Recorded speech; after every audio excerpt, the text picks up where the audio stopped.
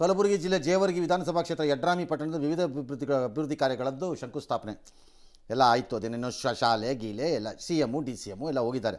1,000 ಕೋಟಿ ಅಂತೆ. ಅಯ್ಯಪ್ಪ, 1,000 ಕೋಟಿ ಎಫೆಕ್ಟ್ ಕರ್ಗೆ ಹೆಂಗಿದೆ ನೋಡ್ರಿ. ಹಾಂ, ಈ ಭಾಗಕ್ಕೆ ಹೆಚ್ಚಿನ ಅನುದಾನ ಕೊಟ್ಟಿದ್ದೀವಿ ಅಂತಿದೆ.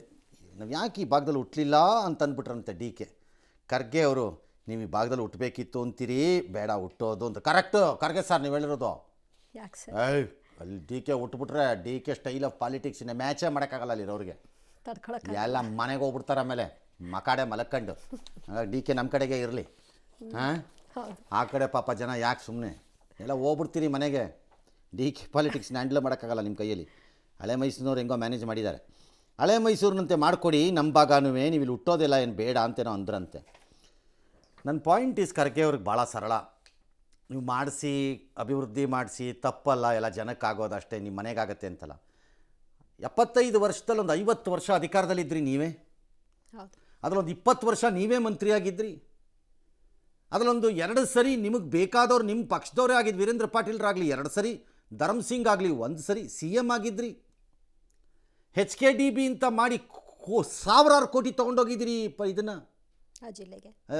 ಜಿಲ್ಲೆ ಅಲ್ಲ, ಭಾಗಕ್ಕೆ, ಜಿಲ್ಲೆಗೆ ಅಂತ ನಾನು ಹೇಳ್ತಿಲ್ಲ.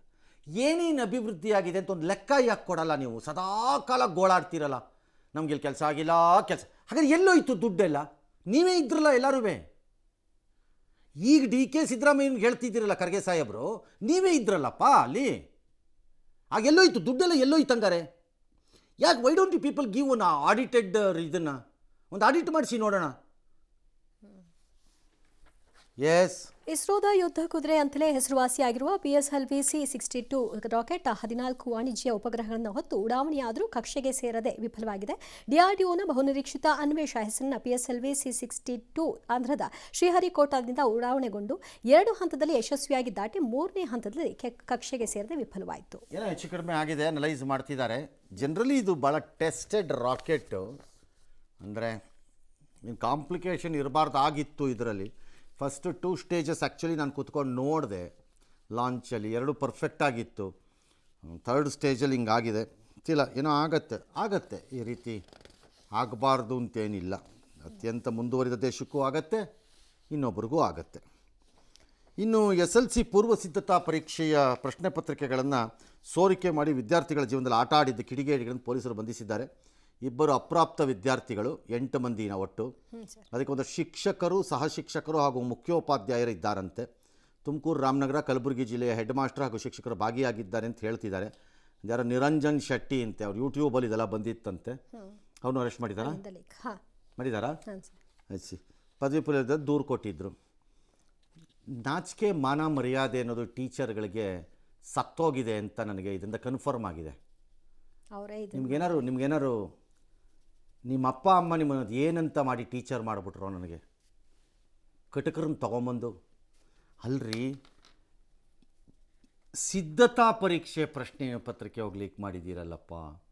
ಮೇಯ್ನ್ ಆದರೆ ದುರಾಸೆಪ್ಪ. ಸಿದ್ಧತಾ ಪರೀಕ್ಷೆ ಅಲ್ಲೂ ಬಿಟ್ಟಿಲ್ಲ. ಏನಾಗತ್ತಪ್ಪ ಅದರಿಂದ? ಅದ್ರಲ್ಲಿ ಫೇಲ್ ಆದ ಅಂತಲೇ ಇಟ್ಕೊಳ್ಳೋಣಪ್ಪ. ಏನಾಗುತ್ತೆ? ಮಾರ್ಕ್ಸ್ ಕಡಿಮೆ ಆಗುತ್ತಾ ಅವನಿಗೆ? ಏನಿಲ್ವಲ್ಲ. It's a preparatory.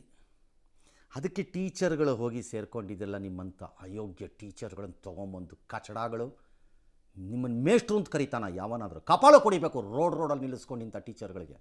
Plus dismiss ಮಾಡಬೇಕು ಇವ್ರನ್ನ ಸರ್ವೀಸಿಂದ.